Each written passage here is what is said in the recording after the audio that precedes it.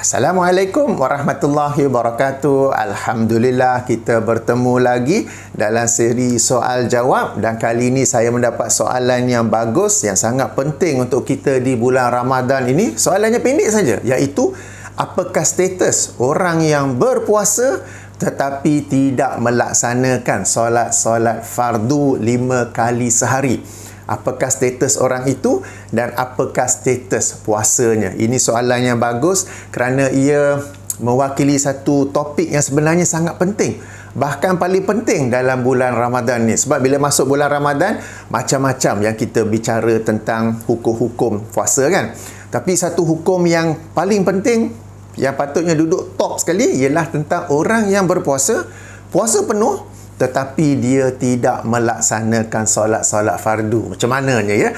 Jadi saya akan jelaskan dalam video ini dengan penjelasan yang agak panjang. Maka bersiap sedialah untuk dengar ya dengan panjang. Kalau yang nak laju, boleh di YouTube ni ada setting ya, yang tanda gear ke tanda 3 titik tu, tap di situ, akan keluar menu, pilih playback speed dan boleh adjust bagi laju sikit bagi siapa yang boleh dengar laju.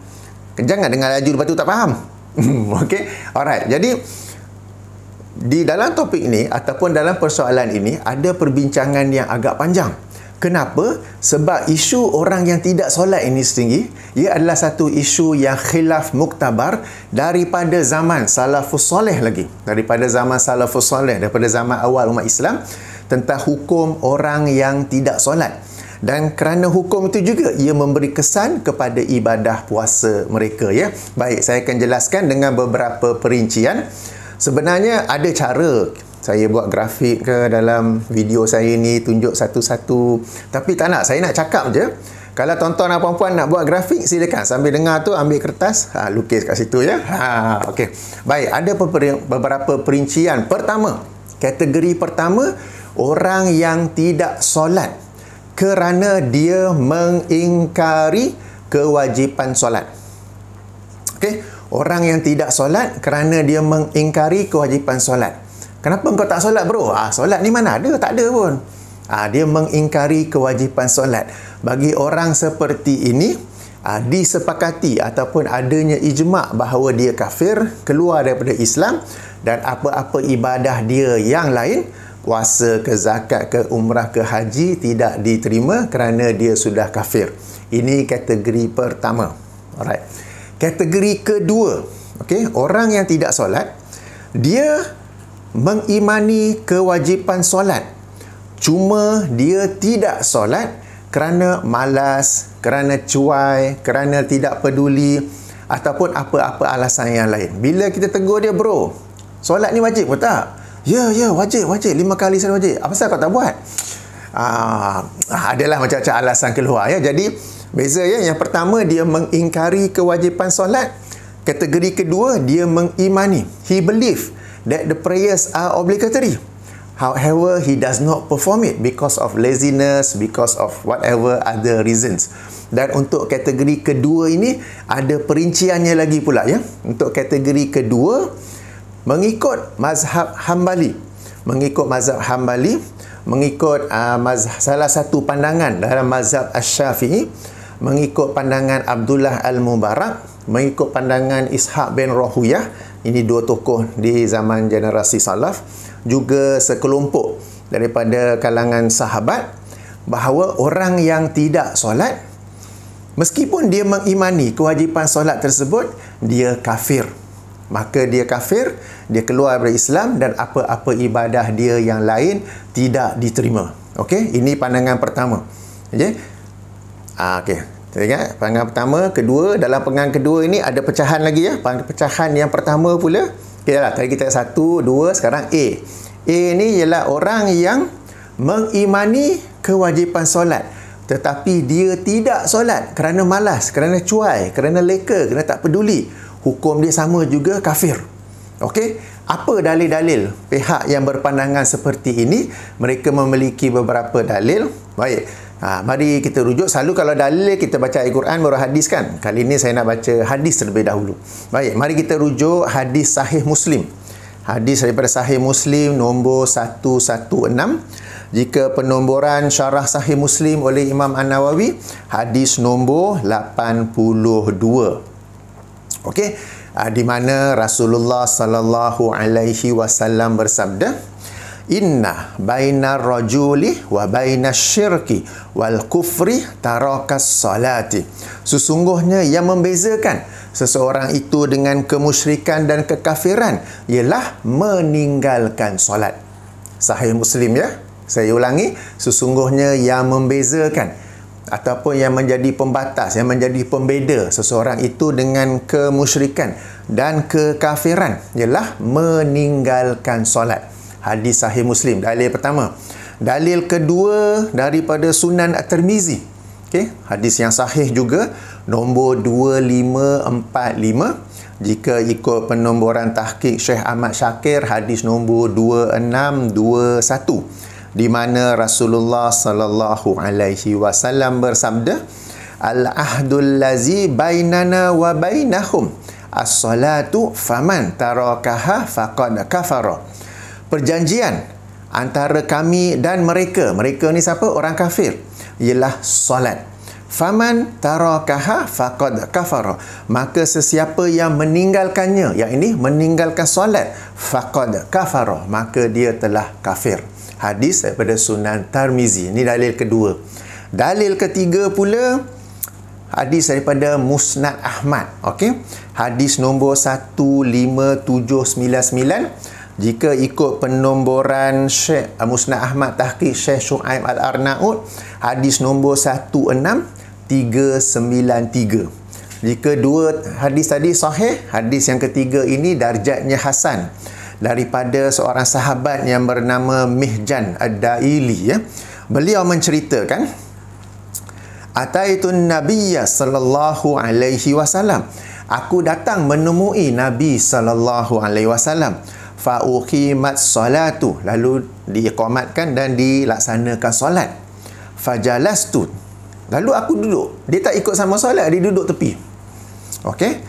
Falamma salla, maka tatkala selesai solat, qala li, Rasulullah sallallahu alaihi wasallam berkata kepadaku, "Alasta bi muslimin?" Apakah engkau seorang muslim?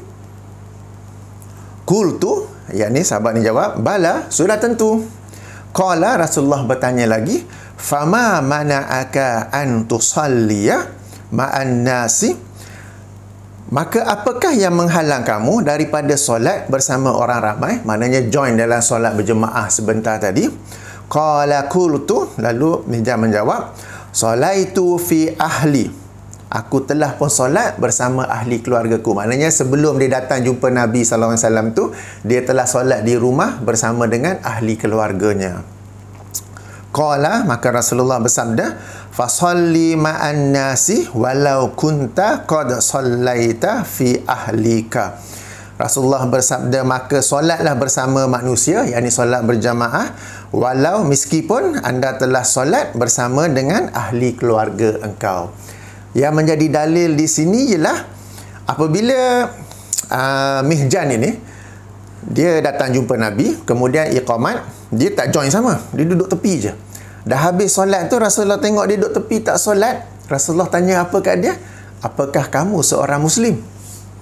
Wah, leza soalan tu. Tapi nampak tak? Apakah kamu seorang muslim? Sebab muslim ciri dia ialah solat. Dia pun jawab, "Aku dah solat tadi." Okey. Tak, dia jawab, "Ya, saya seorang muslim, sudah tentu." Lalu apa yang menghalang kamu untuk solat berjamaah sama? Lalu dia cerita dia telah solat di rumah bersama ahli keluarganya sebelum itu ya. Jadi kata kunci di situ ialah alasta bi muslimin. Bukankah engkau seorang muslim? Okey. Jadi ini 3 dalil daripada hadis. Daripada ayat Quran pula, surah Al-Mudaththir. Surah Al-Mudaththir, surah nombor 74, ayat nombor 42. Yang ini apabila orang-orang di dalam syurga, para penghuni syurga bertanya kepada orang-orang yang masuk ke dalam neraka Saqar ya. Ayat nombor 42. "Ma salakakum fi saqar?" Apakah yang menyebabkan kalian masuk neraka Saqar? Qalu, para penghuni neraka sakar itu menjawab, lam naku minal musallin. Sebab kami ini bukanlah daripada kalangan orang-orang yang mendirikan solat. Lam naku minal musallin. Okey, masuk ke dalam neraka. Baik, itu dari sudut dalil hadis, ayat Quran, dan kemudian ada pula dalil ataupun hujah ya daripada kefahaman para sahabat Nabi sallallahu alaihi wasallam. Kita kembali kepada Sunan At-Tirmizi, hadis yang seterusnya nombor 2546 ataupun 2622 mengikut edisi tahqiq Syekh Ahmad Syakir, daripada seorang tabi'in yang bernama Abdullah bin Syaqiq Al-Uqaili. Beliau ni seorang tabi'in yang wafat tahun 108 Hijrah. Beliau berkata, bukan hadis ya, ini kata-kata seorang tabi'in. Kana ashabu Muhammadin sallallahu alaihi wasallam la yarawna syai'an minal a'mali tarkuhu kufrun ghairas salati.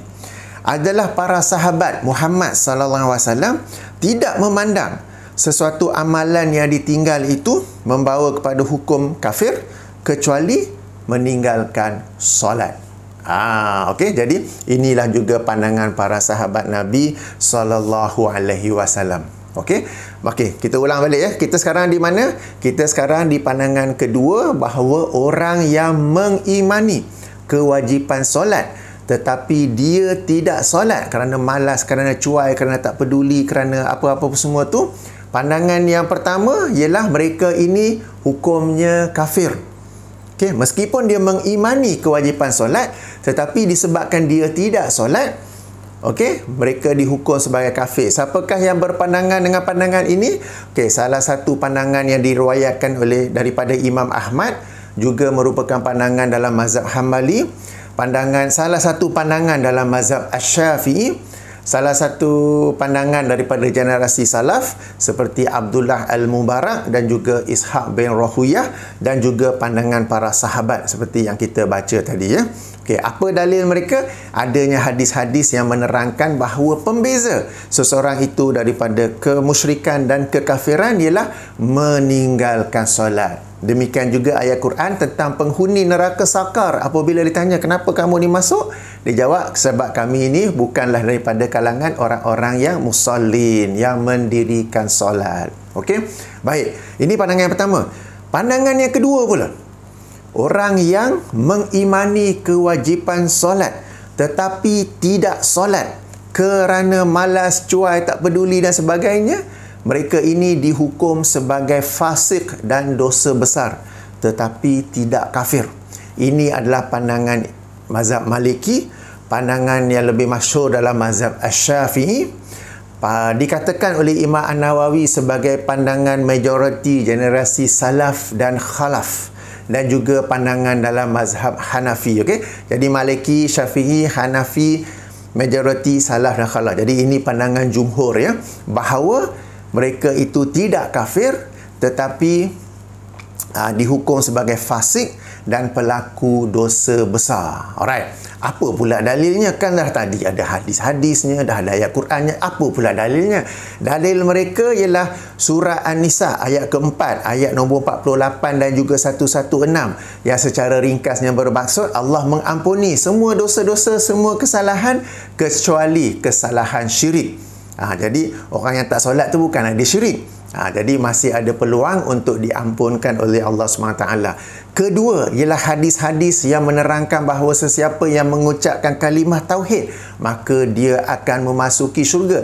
Sesiapa yang ada sebutir, sebiji ya, tauhid dalam dirinya, dia akan masuk ke dalam syurga. Sebagai contoh hadis dalam Sahih Muslim, sesiapa yang akhir kalamnya la ilaha illallah, maka dia akan masuk syurga. Jadi hadis-hadis itu menjadi dalil bahawa mereka ini tetap Muslim dan juga akan masuk syurga.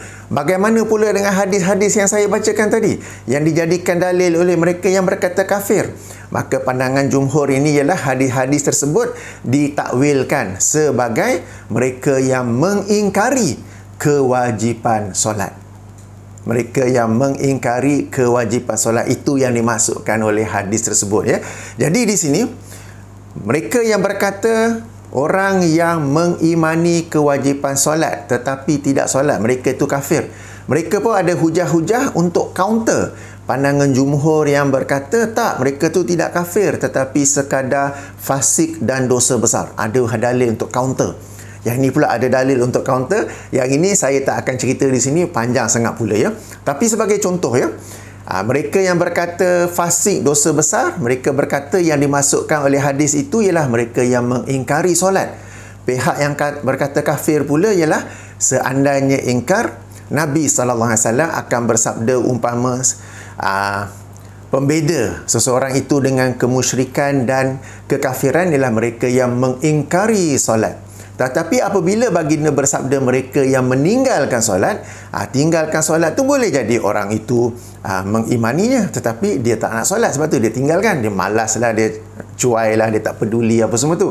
Jadi masing-masing pihak ada hujahnya. Okey, jadi saya tak akan masuk ke situ. Ini dalil-dalil asas bagi kedua-dua pandangan.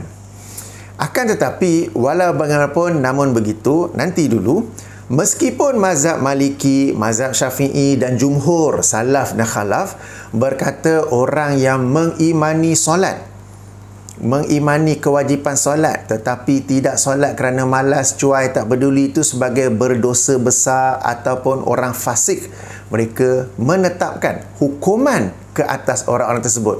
Di sisi mazhab Maliki dan Syafi'i, orang yang tak solat kerana malas itu hendaklah diajak bertaubat. Kalau dia tidak bertaubat, dijatuhkan hukuman bunuh. Jangan main-main. Walaupun dikatakan tak kafir, tetapi tetap dijatuhkan hukuman bunuh. Bagi mazhab Maliki, bagi mazhab Hanafi dan seorang tokoh dalam mazhab Syafi'i yang bernama Al-Muzani, mereka berkata diajak taubat. Kalau tak mau taubat, dijatuhkan hukuman, tetapi hukuman takzir, di mana hukuman tersebut boleh berbeza-beza, ditentukan oleh pemerintah atau hakim. Boleh jadi penjara ke, boleh jadi hukuman sebat ke, dan sebagainya. Jadi, meskipun bagi pandangan kedua ini, mereka berkata tidak kafir, hanya fasik, hanya dosa besar, tetapi mereka juga menetapkan hukuman, seumpama hukuman jenayah kepada orang yang mengimani kewajipan solat, tetapi tidak solat kerana malas, cuai, tak kisah, fikir benda lain ke apa ke ya. Mazhab Syafi'i ialah jatuh hukuman bunuh. Okey, mazhab Hanafi dan seorang tokoh dalam mazhab Syafi'i, Imam Al-Muzani ya, berpandangan hukuman takzir yang boleh berbeza-beza mengikut penilaian pemerintah ataupun hakim. Jadi ini satu isu yang besar. Bahkan menunjukkan bahawa pandangan kedua ni, meskipun mereka berkata tidak kafir ke apa ke, tapi ini satu isu serius yang perlu dijatuhkan hukuman ke atasnya, hukuman jenayah ya. Baik, okey ke setakat ni? Boleh ya? Senang je kan? Alright. Sekarang masuk dalam bab puasa pula. Okey, katakanlah kita berpegang, kita mazhab Syafi'i kan, kita berpegang kepada pandangan dalam mazhab Syafi'i bahawa sebenarnya sebahagian dalam pandangan mazhab Syafi'i bahawa orang yang mengimani kewajipan solat tetapi tidak solat kerana malas, cuai dan sebagainya, okey, kalau dia berpuasa, puasanya diterima tetapi pahala zero pula dah. Apa cerita ni? Okey, apa dalilnya?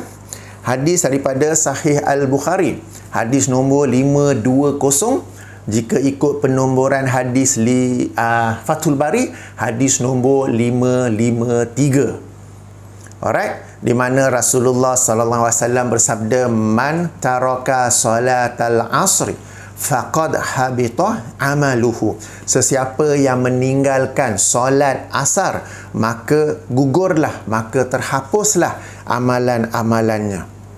Pula dah.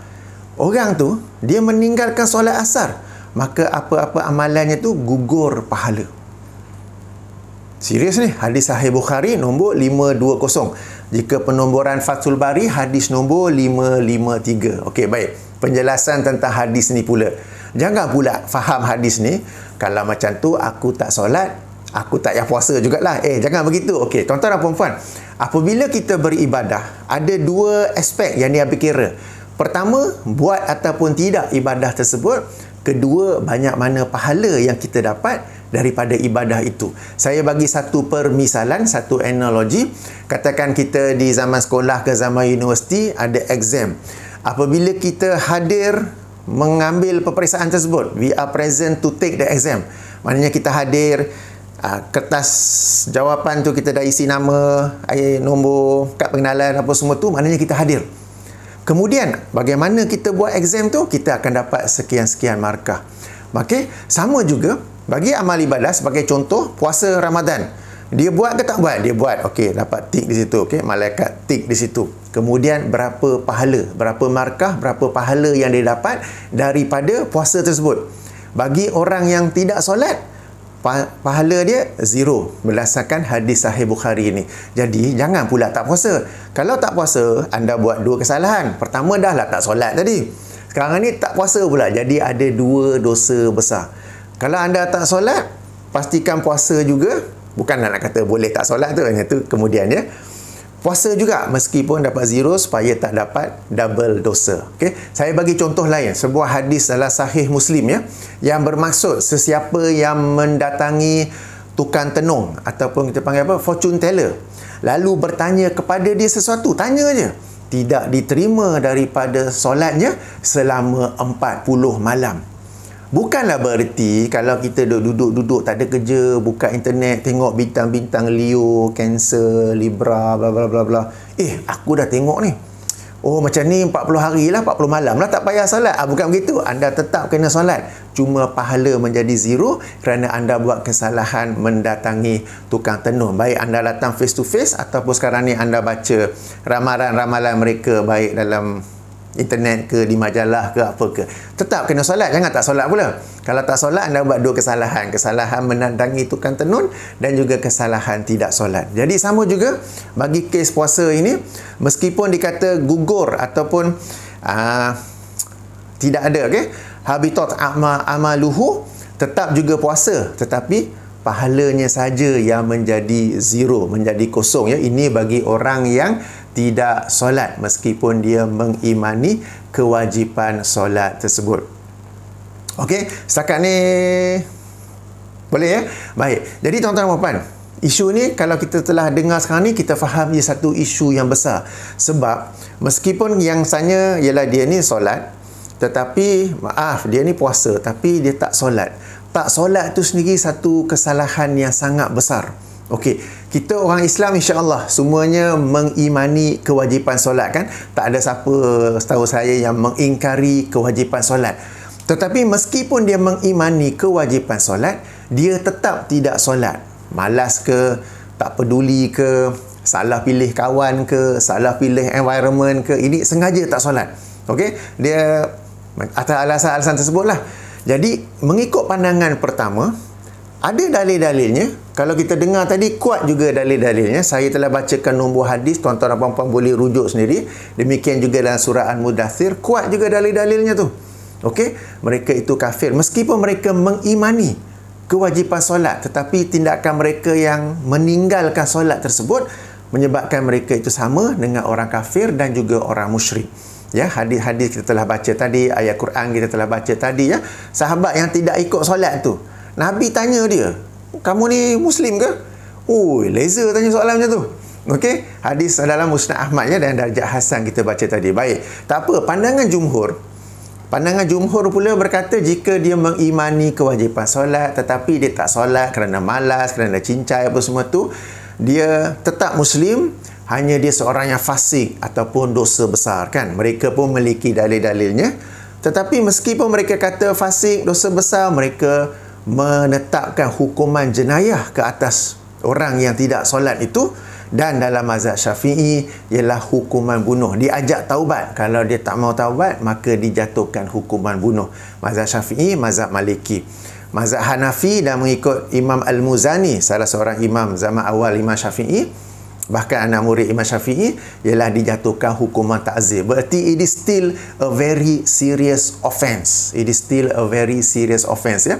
Kemudian kita masuk pula dalam bab, okey, kita pilihlah, kita mazhab Syafi'i, kita pilih pandangan yang berkata fasik, dosa besar.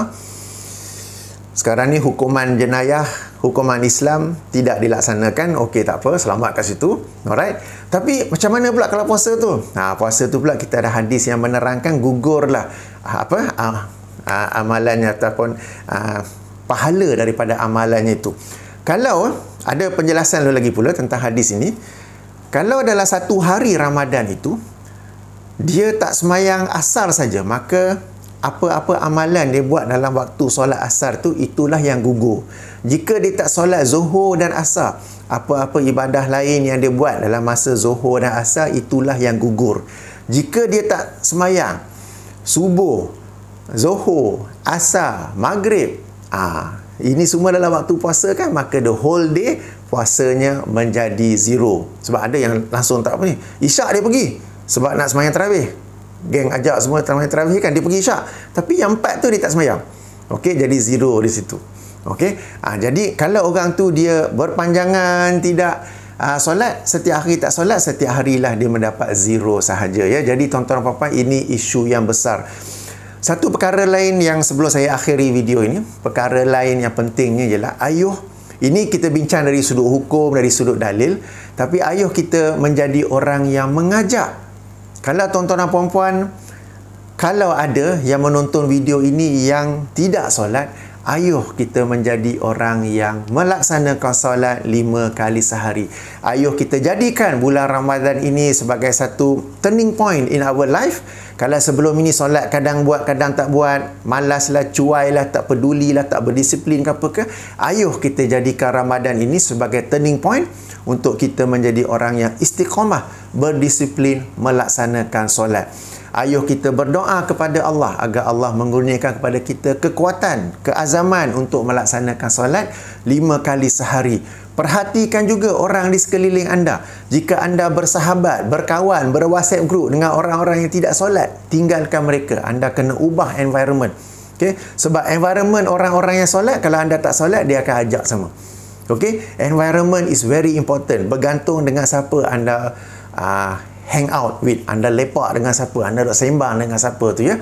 Jadikan ini satu perubahan. Ini yang pertama. Yang kedua, yang menonton ni melaksanakan solat 5 kali sehari, tetapi anda sendiri tahu di pejabat anda, kadang-kadang meja sebelah anda tahu dia tak solat, tapi anda duduk sebelah dia dah berapa tahun, sepatah pun anda tidak mahu menegur dia, tidak mahu menasihati dia tentang solat. Jadi kita katakan alhamdulillah, orang-orang yang melaksanakan solat, ayuh kita juga menjadi orang-orang yang mengajak orang lain untuk solat, baik ahli keluarga kita sendiri, saudara mara kita sendiri, rakan pejabat. Kalau ketua jabatan, pastikan orang-orang di bawah anda juga solat.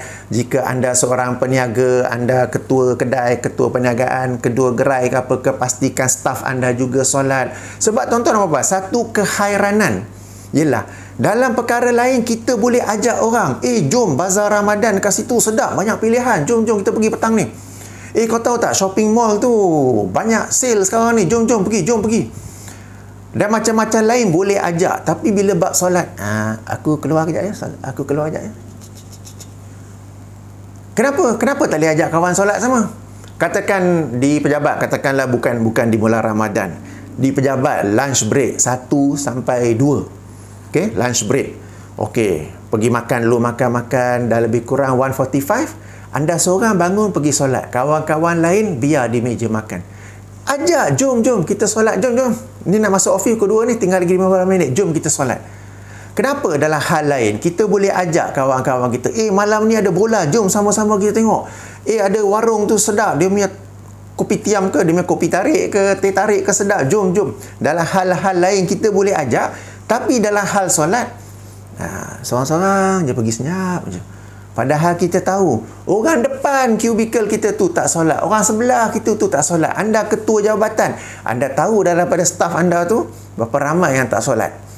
Mungkin anda pun juga, tapi taklah. Jadi ayuh tuan-tuan dan puan-puan, kita ini demi manusia sentiasa dalam kerugian kecuali mereka yang beriman, beramal soleh, berpesan-pesan kepada kebenaran dan berpesan-pesan kepada kesabaran. Berpesan-pesan kepada kebenaran apa? Jom kita nasihatkan, kita tegur, kita ajak orang untuk solat.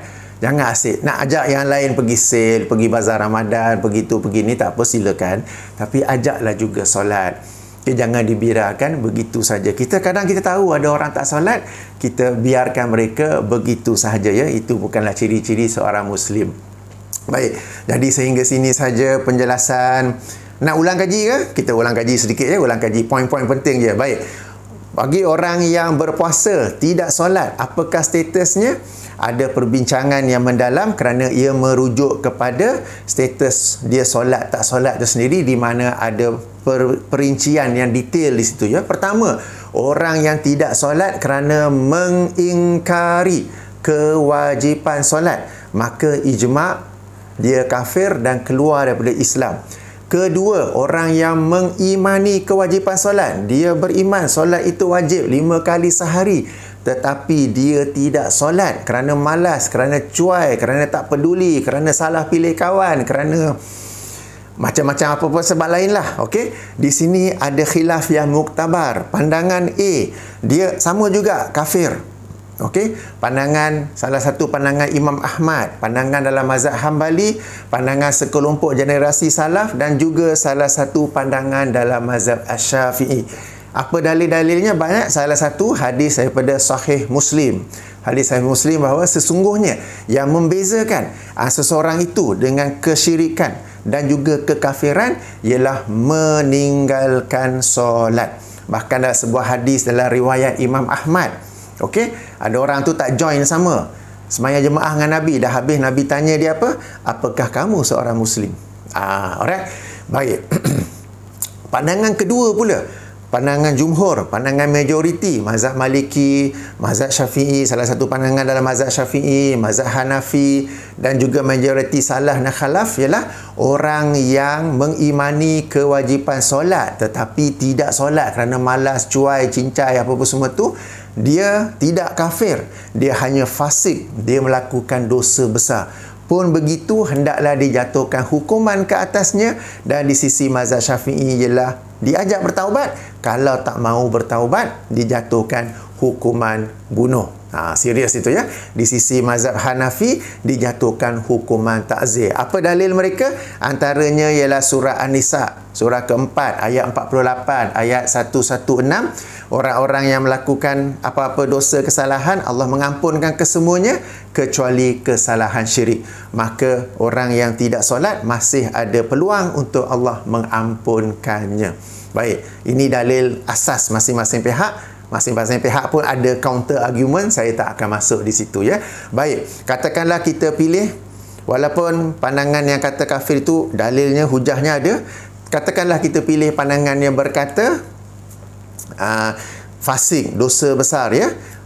Puasa juga tetapi mendapat 0 pahala. Kenapa pula? Sebab sesiapa yang meninggalkan solat asar, maknanya tinggalkan sengaja sini, faqad habita amaluhu, maka sungguh gugurlah amalan-amalannya. Tapi puasa juga, jangan tak puasa pula. Okey, tetap juga puasa, cuma anda mendapat 0 pahala, satu kerugian yang besar. Jadi tuan-tuan bapa, ini dari sudut hukum. Tapi dari sudut lain, ayuh kita mengambil iktibar daripada hukum ini, daripada hadis-hadis yang saya baca, ayat Quran tadi, agar kita menjadi orang-orang yang melaksanakan solat. Andai ada yang menonton di sini tidak berdisiplin dalam melaksanakan solat, ayuh menjadikan bulan Ramadan ini turning point untuk kita berdisiplin melaksanakan solat. Kita berdoa kepada Allah agar Allah kurniakan kepada kita kekuatan, keazaman, disiplin untuk melaksanakan solat, dan tinggalkan environment orang yang tidak solat itu. Itu yang pertama, ya.